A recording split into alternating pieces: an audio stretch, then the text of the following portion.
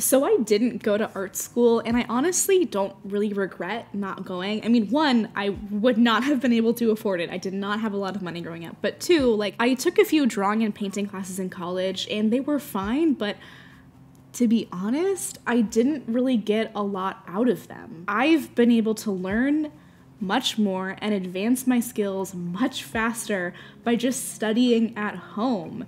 And I think over the past couple of years, I've developed a pretty good workflow for teaching myself art. And so today, I want to share with you my top tips for DIYing your own art degree.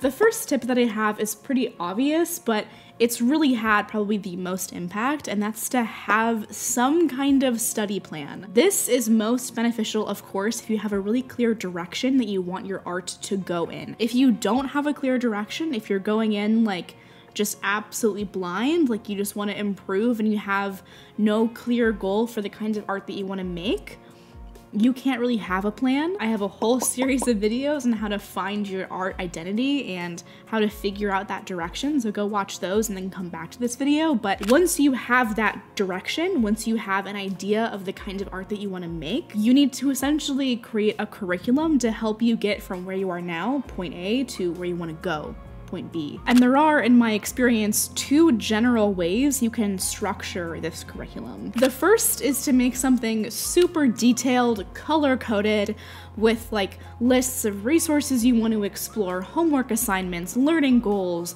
You have like specific tasks per week, per month, per quarter, etc. This is super valuable if you can stick with it. I tried this method, I made a whole video about it. It helped me for a couple of weeks, and then my life got really busy, and that whole structure, that whole curriculum was suddenly like a noose around my neck. It felt way too stifling, and I just couldn't keep up with it. But if you're the kind of person that thrives under structure, if you love just like checking stuff off a to-do list and having a very clear direction of what you have to do and where you need to go next, having that kind of structured curriculum for yourself is really useful. It's a thing that will expand and grow over time, but once you have that clear direction, once you've identified the steps that it takes to get from point A to point B, all you have to do is work through them. But the second way to structure this curriculum is much looser, and at least for me, has been much more effective. And that's to just have that direction, that North Star of where you want your art to go, very clear in your mind at all times, and to just kind of approach it in a much more looser sense. Maybe you still have learning goals, but they're per painting or per month. Think of it like kind of the minimum viable product of that earlier system where you color code everything. This is just like, essentially like you're learning the same things, but it's in a much more relaxed pace. And for me, my busy lifestyle, the stuff that I have to do every single week, that's what's been working really, really well for me. I think this strategy is much more akin to kind of coaching yourself. So you're not having these really strict deadlines, you're just kind of assessing things as you go along. And I think it works better for artists who are at a more intermediate stage in their skills. And again, you really do need to have that clear direction of where you want to take your art, so you don't need a strict curriculum as long as you have that clear direction. The most important thing is that you are learning and growing regardless of the method that you chose to achieve and facilitate that. The next thing that has really helped me DIY my own art degree at home is to spend quite a bit of time identifying and studying art books and individual artists. So I have a whole collection of educational art books like Color and Light by James Gurney and Dynamic Still Life for Artists by Sarah Sedgwick. This is a more recent copy. And these books, just like diving into them, has really helped my art skills so much. Studying these, like really diving deep, reading through them, taking notes, trying to internalize that knowledge, that's great. But also just like having a collection of art books to turn to when I feel blocked or stuck in a painting, having that wealth of knowledge has been so similar to having an art professor in the room next to you. But aside from those more educational art books, I've also really been enjoying getting art books that specifically center around individual artists or art movements. It's a really great opportunity to have just this huge collection of individual paintings by this artist that can be hard to find high resolution copies of online, right at your fingertips. I've just discovered so many amazing artists. I've learned about their techniques, like the drama between them, the context, like why the paintings look like how they look like, the stylistic vocabulary that's being used in these paintings and that characterizes these art movements. And I doubt that I would have learned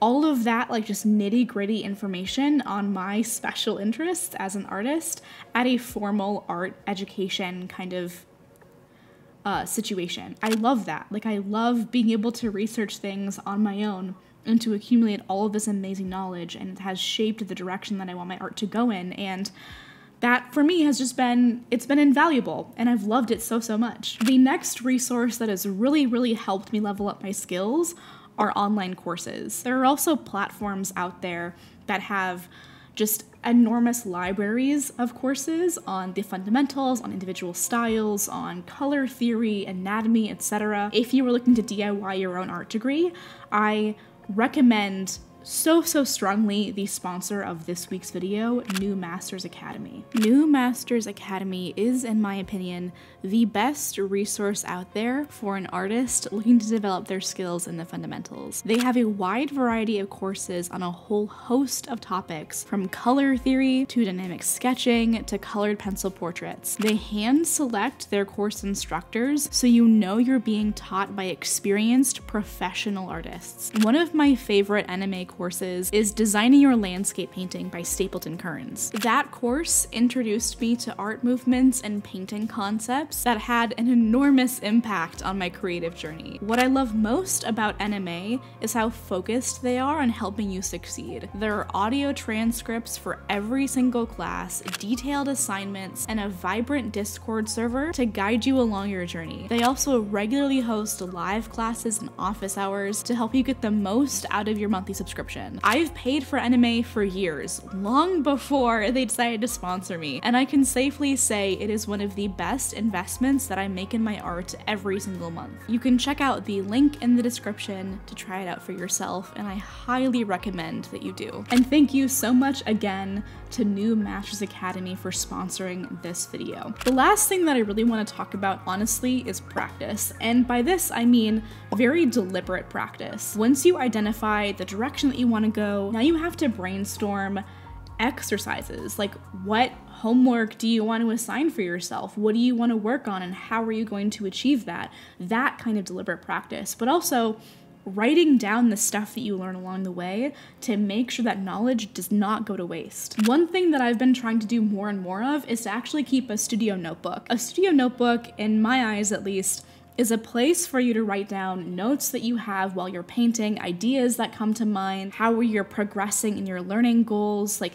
things that you're learning that you don't want to forget, color recipes, notes about technique or brushwork, or even analyzing your own artwork, trying to look at paintings that you either like or don't like and figuring out what went right, what went wrong, what can you tease out of that experience to improve for next time, trying to really build upon all of the knowledge that you already have and the experiences that you're gaining and not forgetting any of it. I am not currently in a position where I can paint every single day.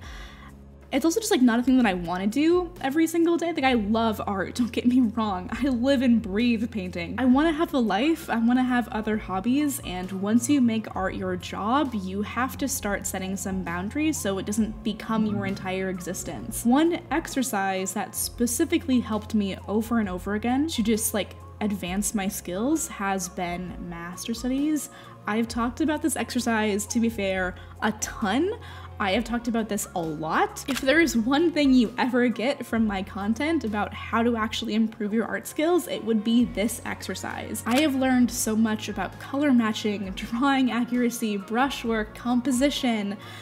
It's just, I think it's catapulted my work to new levels, and it's really helped just build that muscle memory of how to tackle certain problems while I'm painting. So those are all of the tips that I have for you today. Thank you so much again to NMA for sponsoring this video. I am so honored to be working with them. And actually, before you go, I highly recommend that you watch this video somewhere over here. It is the very first video that I've ever posted on the vlog channel, my new second channel.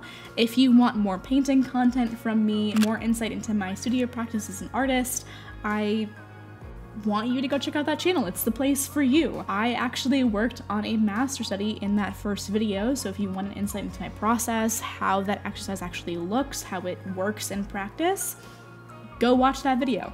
I will see you over there, and I hope you guys have a great rest of your day. Also, sorry again if I sounded gross in this video. I am still recovering from being sick and my voice is still garbage. Sorry, bye.